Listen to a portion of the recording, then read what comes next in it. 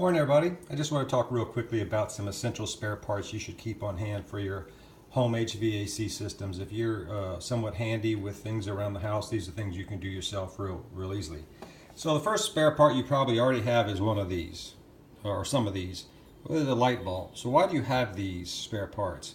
Well, light bulbs fail predictably and they're easy to change, and you don't want to call an electrician to come change something that's that simple.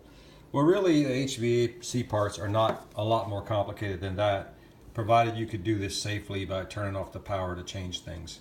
The first spare part you need is a filter. You can get these at the home store for a couple of bucks a piece.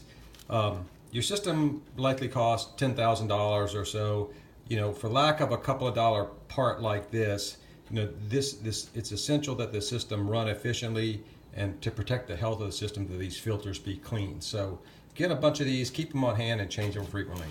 I had a neighbor who was bringing over a pro every month to change the filters, and they were happy to do it for her, but it was rather expensive. So this is something you can really do yourself. The next level of spare you should keep are capacitors and a contactor and fuses. Okay, so let's start with this simple thing.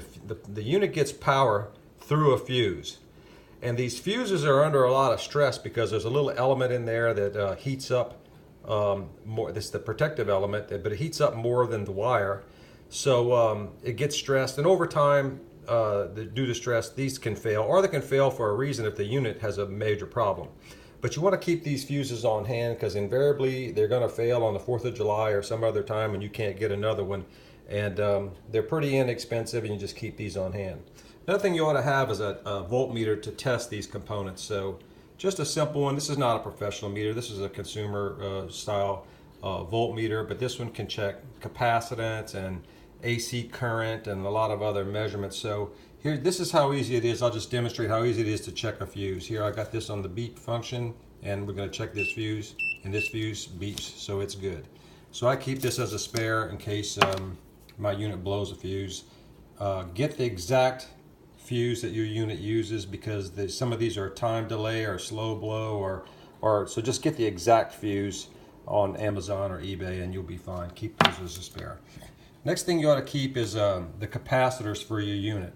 These things are like a light bulb almost. They last longer than a light bulb, but predictably they are going to fail. And it's one of the most common failures that your unit can have. My pro installed a new unit for me, and this is the spare for the unit. Now, it might be 5 years or before I use this, but I don't want to be on the 4th of July looking for a spare part. So this one is a 70 and a 7.5. The 70 microfarad is for the compressor, and the 7.5 is for the fan side. And so I have this as a spare. Now, one thing about these capacitors, it's not, they can fail all at once, but they also fail, they degrade over time. So this one's rated as a 70. That's not going to go any higher. It's only going to go lower in capacitance. And if you look at one of my other videos, I show what happens when you have an out-of-spec capacitor. Your unit will draw more current than necessary. So your air conditioner is one of the biggest power users in the house. You really don't want this capacitor. This thing costs probably $15 on eBay. And this is a big one, so the smaller ones cost less. For lack of this part here, a healthy capacitor, you don't want your unit drawing more power and being under more stress than it has to be. So if you have these as spare and you get one of these meters here that can check capacitance, you can do your own checks and your annual check of your own unit. You can clean it out and come in here and check these and make sure they're still good. And if it's not good, if it's out of spec by more than 10%, go ahead and change it, because the unit's going to use more power than it needs, even if the capacitor still causes the unit to run.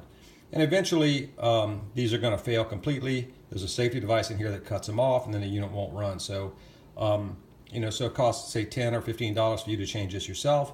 It could be $100 or $200 for a service guy to come out and change it. Plus, you'll have some downtime, maybe overtime. Normally they don't fail on Christmas Day, they fail on the 4th of July, so keep those as a spare. This is a start capacitor. Your unit may or may not have a hard start kit. If it has a hard start kit, it's got a start capacitor in it. So this is a spare start capacitor. These capacitors are under a lot of stress. They got hundreds of volts across them. The insulation is skinny between the plates. They try to economize on these things, and so these wear out. So have these as spare as well. Final thing I'm going to talk about as spare is a contactor. So what does a contactor do? Well, the 240 volts to run the unit comes into the main line terminals here. Then your thermostat sends a 24 volt signal to this contactor that closes the contacts. It does just what it implies and connects the 240 volts to the compressor and the fan. This is also under a lot of stress. There are on the larger units, there could be 100 amps arcing through the contacts in this thing when it starts. And then when it's in run, it's under less stress. But the start cycle stresses this quite heavily. And over a period of time, the arcs and sparks in here will wear the contacts out, and it's just going to fail to start the unit. So I've changed 2 of these on my units this year because they were just worn out. I had spares and I changed them. So 2 of my units use 30s. This one's a 40. You can just keep 140 spare for all if you have more than one unit, and the 40 will work on all the others. So just keep this as a spare. Having this meter here to measure your capacitance and things like your start and run currents.